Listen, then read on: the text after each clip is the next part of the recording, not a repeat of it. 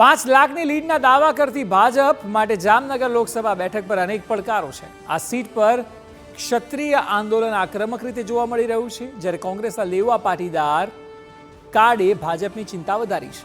આહિરની સામે લેવા પાટીદાર ઉમેદવારની આ લડાઈમાં ભાજપ બેકફૂટ પર હોય તેવું દ્રશ્ય જોવા મળી રહ્યું છે। જો કે અંતિમ નિર્ણય તો જનતા નક્કી કરશે, પરંતુ જામનગર બેઠક પર ભાજપ સામે કયા કયા પડકારો છે, જુઓ આ રિપોર્ટમાં।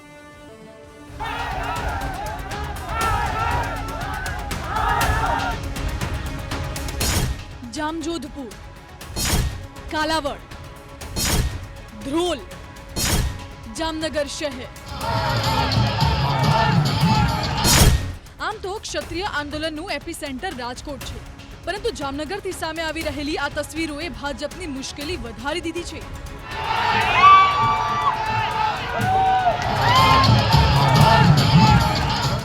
જામનગર લોકસભા બેઠક ભાજપ દ્વારા ગુજરાતના ઉમેદવારોની પ્રથમ યાદી બહાર પાડવામાં આવી ત્યારે પૂનમ માડમનું નામ જાહેર કરાયું હતું। છેલ્લી 2 ટર્મથી પૂનમ માડમ આ સીટ પર સાંસદ છે, પરંતુ આ વખતની સ્થિતિ કંઈક અલગ છે। ક્ષત્રિય આંદોલને જે રીતે વેગ પકડ્યો છે તેમાં સૌથી વધારે અસર જામનગરમાં જોવા મળી રહી છે। જામનગર શહેર અને ગ્રામ્ય વિસ્તારોમાં આંદોલનની અસર જોવા મળી રહી છે, જેના કારણે આ સીટ ચર્ચાનું કેન્દ્ર બની છે। આ ઉપરાંત આ સીટ પર કોંગ્રેસે લેવા પાટીદાર ઉમેદવારને મેદાને ઉતારીને રાજકીય ગણિત બદલી નાખ્યું છે। ત્યારે આજે આપને બતાવીશું કે કેવી રીતે જામનગર ભાજપ 4 મોટા ચક્રવ્યૂહમાં ફસાયું છે। જો સ્થિતિ થાળે નહીં પડે તો સ્થિતિ બગડી પણ શકે છે।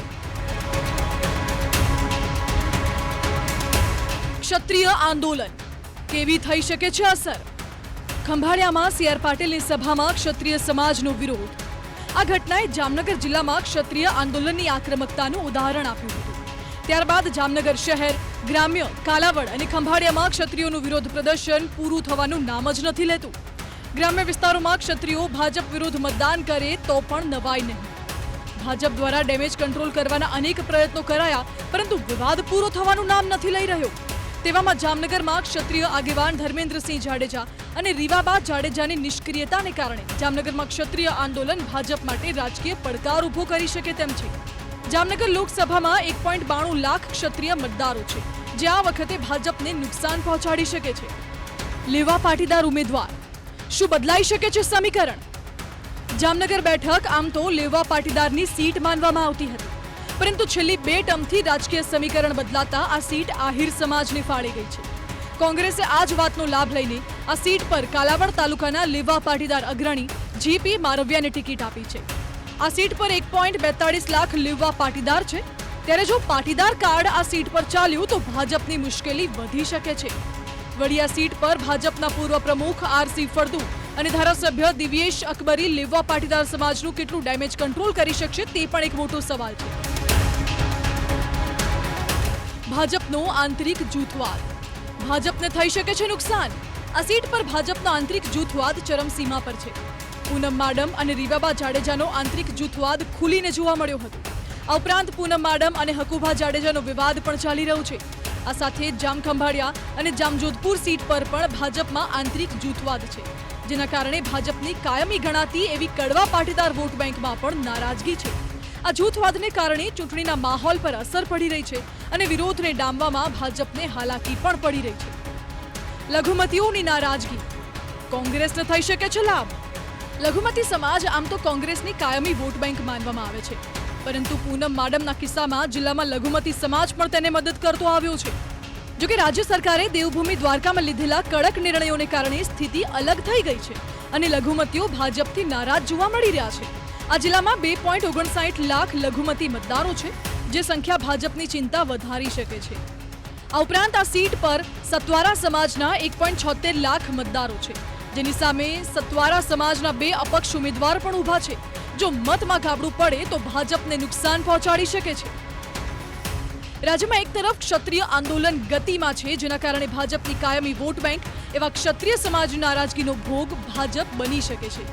તેવામાં બીજી મેના રોજ ક્ષત્રિય સમાજે જામનગરમાં મહાસંમેલનની જાહેરાત કરી છે, જેના કારણે આ આંદોલન વધુ વેગવંતુ બનશે અને ભાજપની મુશ્કેલીઓ વધી શકે છે। ક્ષત્રિય આંદોલનનું એપિસેન્ટર ભલે રાજકોટ હોય, પરંતુ તેની સૌથી વધારે અસર જામનગર બેઠક પર જોવા મળી રહી છે। જામનગર લોકસભા બેઠકમાં જે રીતે ક્ષત્રિય સમાજ આક્રમક રીતે ભાજપનો વિરોધ કરી રહ્યું છે તે જરૂરથી ભાજપની મુશ્કેલી વધારી શકે છે. જામનગર લોકસભા બેઠકમાં 1,92,000થી વધારે ક્ષત્રિય મતદારો છે. તેની સાથે સાથે ક્ષત્રિય સમાજના ભાજપના આગેવાનોની નિષ્ક્રિયતાને કારણે આ આંદોલને જરૂરથી વેગ પકડ્યો છે.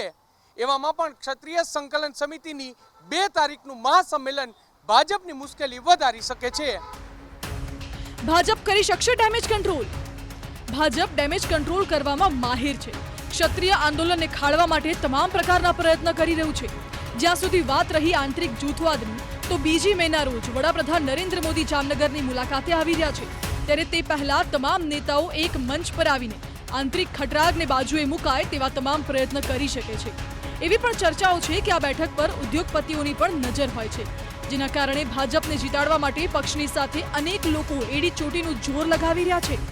માત્ર ક્ષત્રિય આંદોલન નહીં, પરંતુ કોંગ્રેસે ફેંકેલા જાતિવાદના રાજકીય દાવ, ભાજપનો આંતરિક જૂથવાદ અને લઘુમતીઓની નારાજગી જામનગર લોકસભા બેઠક માટે ભાજપ માટે સૌથી મોટો પડકાર છે. જોકે ભાજપ ડેમેજ કંટ્રોલ કરવા માટે જાણીતું છે અને ખુદ પ્રધાનમંત્રી નરેન્દ્ર મોદી જામનગરમાં સભા લઈ રહ્યા છે. ત્યારે જોવાનું રહેશે કે ભાજપ ડેમેજ કંટ્રોલ કરવામાં કેટલું સફળ થાય છે. કેમેરા પર્સન ભાવેશ લશ્કરી સાથે મોહિત ભટ્ટ, TV9 રાજકોટ.